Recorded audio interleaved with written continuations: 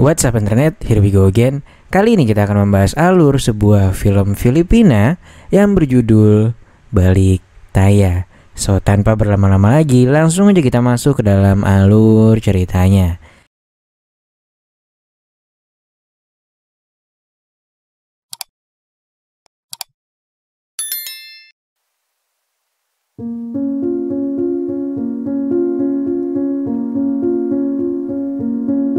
Film dimulai dengan seorang pria bernama Pip yang baru saja tiba di kota Bangkok. Ia berangkat dari Filipina menuju kota Bangkok untuk mencari peruntungan di sana.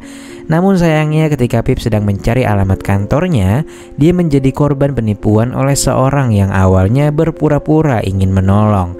Akibatnya Pip pun terkapar setelah menerima bogemen mentah, dan buruknya lagi dia juga kehilangan handphone beserta barang berharganya.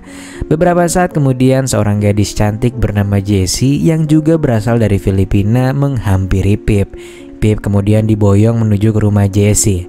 Khawatir dengan luka yang diderita oleh Pip, Jessie dengan sigap membersihkan dan mengobatinya. Namun tiba-tiba mantan kekasih Jessie yang bernama Jack datang dan mencoba membujuk Jess untuk mau berpusreng lagi dengannya. Jessie pun menolak tawaran Jack yang menyebabkan sedikit percekcokan di antara mereka. Sebelum pergi, Jack pun mendesak Jessie dan berjanji akan mendeportasinya ke Filipina jika Jessie terus menolak untuk berpusreng dengannya. Jessie kemudian menceritakan bahwa awalnya dia berniat melamar pekerjaan sebagai guru. Namun setibanya di Bangkok, ia ternyata kena prank cuy. Jessie pun bertemu dengan Jack dan mereka menjalin hubungan agar mendapat jaminan darinya sekaligus biar nggak dideportasi balik ke Filipina.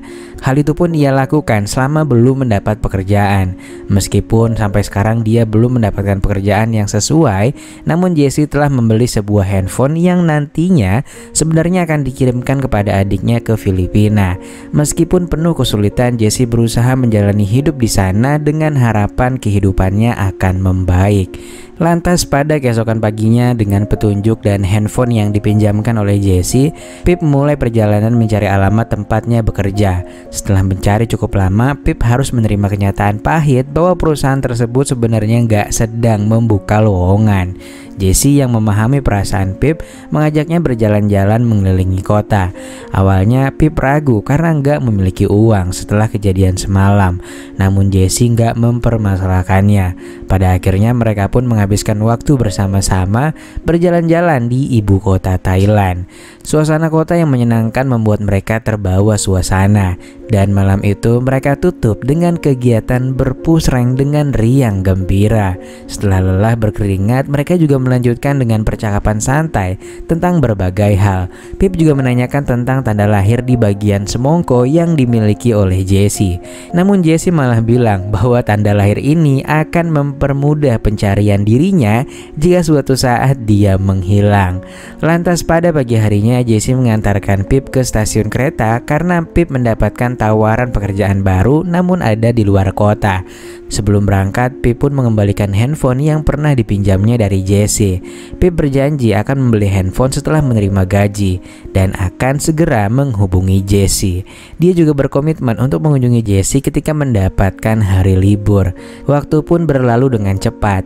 Pip kini bekerja sebagai cleaning service di sebuah arena Muay Thai yang akan digunakan untuk pertandingan. Selain membersihkan arena, Pip juga berlatih bela diri tersebut dan dididik sebagai petarung. Di samping itu, Pip juga rajin melakukan panggilan video call bersama dengan Jessie. Beberapa hari berlalu, Pip akhirnya mendapatkan hari liburnya. Dengan semangat, Pip pun berangkat menaiki kereta menuju tempat tinggal Jessie tanpa memberitahunya. Harapannya untuk memberinya surprise. Namun begitu tiba di sana, dia malah mendapati rumah Jessie yang terkunci dan Jessie tak bisa dihubungi lagi. Seorang tetangganya Jessie memberitahu bahwa beberapa hari yang lalu Jessie telah dibawa petugas imigrasi untuk dideportasi ke negara asalnya. Pip pun terlihat begitu galau setelah mengetahui kabar tersebut. Untuk mengatasi stres dan kesedihannya, Pip pun menghabiskan waktu dengan minum di sebuah bar. Di sana Pip pun bertemu dengan seorang gadis dan mereka berkenalan. Nah bangkainya satset mereka pun langsung memutuskan untuk ke Oyo terdekat.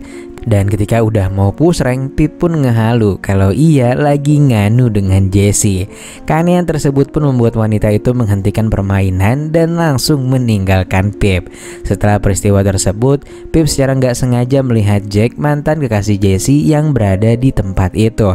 Terlintas dalam pikirannya bahwa pria itulah yang mungkin telah melaporkan Jessie ke polisi sehingga akhirnya Jessie dideportasi. Pip kemudian memutuskan untuk mengikuti Jack, dan saat berada di tempat yang sepi, Pip secara tiba-tiba langsung menjewer Jack. Jack pun berpulang ke dunia anime cuy. Menyadari hal itu, Pip pun langsung melarikan diri dan meninggalkan Jack di sana. Beberapa hari berlalu, Pip meninggalkan kota Bangkok dan kembali ke Filipina.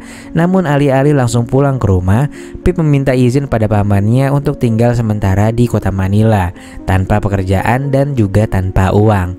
Pip memilih untuk gak pulang ke rumah karena dia sudah berjanji bahwa dia hanya akan pulang karena membawa uang yang banyak. Lantas malam harinya, Pip melihat pamannya yang lagi streaming melalui ponsel. Dari sinilah sang paman memperkenalkan sebuah situs yang memamerkan para wewadonan yang sedang live streaming memamerkan kecantikan mereka. Pip pun mulai menjelajahi situs tersebut, dan secara nggak sengaja ia menemukan seorang gadis dengan tanda lahir yang sama dengan Jessie. Pip merasa yakin bahwa gadis di balik topeng itu adalah Jessie. Dengan tekad yang bulat, Pip pun memutuskan untuk memulai pencarian guna menemukan pujaan hatinya. Pip lalu mendatangi kantor polisi dan melaporkan kehilangan Jessie yang tiba-tiba. Dengan menggunakan situs web tersebut, Pip pun berhasil mengumpulkan informasi tentang tempat tinggal para streamer itu. Polisi itu pun memberikan peringatan untuk menjaga kerahasiaan mereka.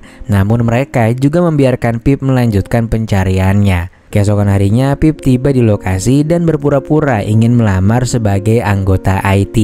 Dia berharap bisa mendapatkan informasi lebih lanjut, terutama karena ada rekomendasi dari seseorang dengan tanda lahir di dada seperti Jessie ini. Pip lantas dipertemukan dengan Kate yang memiliki tanda lahir yang mirip seperti Jessie.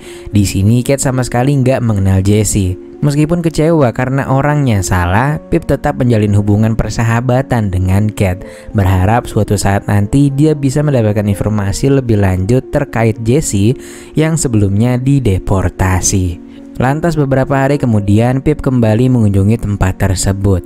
Namun di depan rumah itu ia malah bertemu dengan seorang gadis bernama Nina. Nina merupakan otak dan pencipta situs streaming tersebut. Dia nggak cuma menyajikan yang segar-segar, dia juga memiliki situs streaming untuk bertaruh melalui tontonan olahraga seperti boxing dan sebagainya. Mengetahui bahwa Pip pernah bekerja dan berlatih di atas ring, Nina pun memberikan nomor teleponnya dan menawarkan pekerjaan sebagai pegulat. Pip yang kebetulan lagi nganggur lantas menerimanya dengan senang hati. Beberapa hari berlalu, Pip dan Kate dengan singkat kini menjadi dekat. Mereka pun menghabiskan waktu bersama. Nah, di sini Pip pun mulai menyadari kalau ada kemiripan di antara Kate dan juga Jessie. Namun sebenarnya dia juga nggak terlalu yakin dengan perasaannya. Lantas karena mereka cocok nih ngobrolnya, pertemuan mereka pun berakhir dengan sesi perpusrengan duniawi cuy. Lantas keesokan paginya Pip melihat Kate yang tengah bersiap untuk live streaming.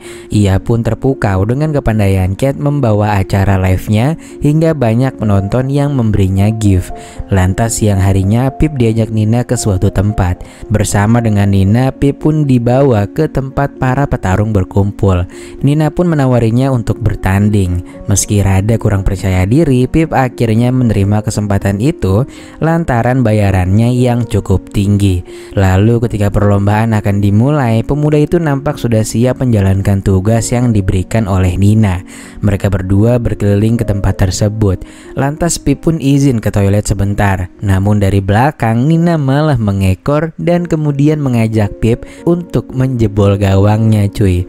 Pip yang tak kuasa menahan serangan fajar tersebut pun menyambutnya dengan baik. Dan mereka lantas melaksanakan perpusrengan duniawi di tempat tersebut.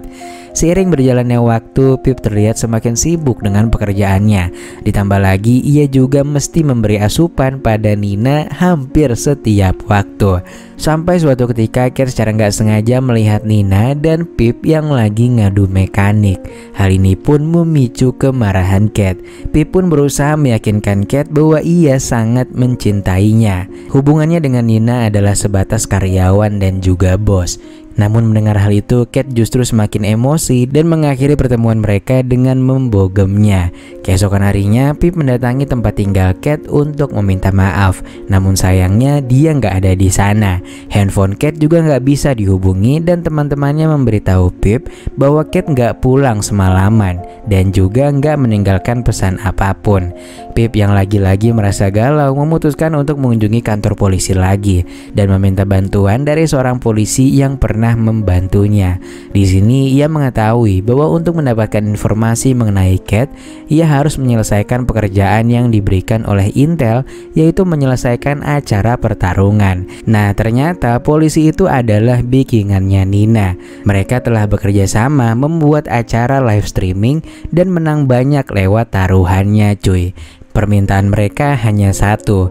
Pip yang jarang kalah ini diminta untuk berpura-pura kalah demi memenangkan sejumlah uang fantastis. Pasalnya sudah sangat banyak orang yang menjadikan Pip jagoan mereka dan mereka udah spend uang cukup banyak. Pip menjadi penentu agar keuntungan mereka berlipat ganda kalau Pip mau dikalahkan. Lantas sore harinya Pip pun berusaha untuk menyingkirkan Anjo, teman satu campnya, agar hanya dialah yang bisa mengikuti perlombaan. Pip lantas memberikan bogeman hingga membuatnya tepar. Namun di sini hal yang tak terduga pun terungkap, di mana ternyata Anjo ini merupakan adiknya Jessie. Dia memberitahu bahwa Jessie telah mengubah penampilannya dan juga mengubah identitasnya menjadi Cat. Tanda lahir yang diingat Pip ternyata nggak pernah salah, cuy. Melalui Anjo, Pip pun akhirnya bertemu dengan Cat secara diam-diam. Di sini Cat mengungkapkan bahwa polisi yang biasa bertemu dengan Pip adalah mafia seperti Nina. Pip yang juga kemarin telah mengetahui hal itu pun semakin yakin untuk tak mendengarkan pendapat dari polisi itu. Cat yang terburu-buru pun memberi pesan kepada Pip untuk bisa memenangkan pertandingannya. Dan setelah selesai bertarung, dia pun meminta untuk bertemu kembali di suatu tempat. Lantas singkatnya, di hari pertunjukan, Pip awalnya mengikuti skenario yang direncanakan oleh Nina dan polisi itu. Namun di tengah-tengah pertunjukan, Pip pun keluar dari rencana yang telah ditetapkan. Dengan sebuah bogoman kencang, Pip pun berhasil mengalahkan lawannya dan membuat Nina jadi agak kicap. Lantas setelah itu, Pip pun langsung melarikan diri dari sana. Hari itu juga Pip pun langsung mengunjungi kota Bangkok untuk memenuhi janjinya dengan Cat. Lantas ketika ia turun dari kereta, ia pun melihat Cat yang telah menunggu kedatangannya. Mereka akhirnya bisa kembali bersama dan hidup bahagia dengan uang taruhan yang dimenangkan oleh si Cat.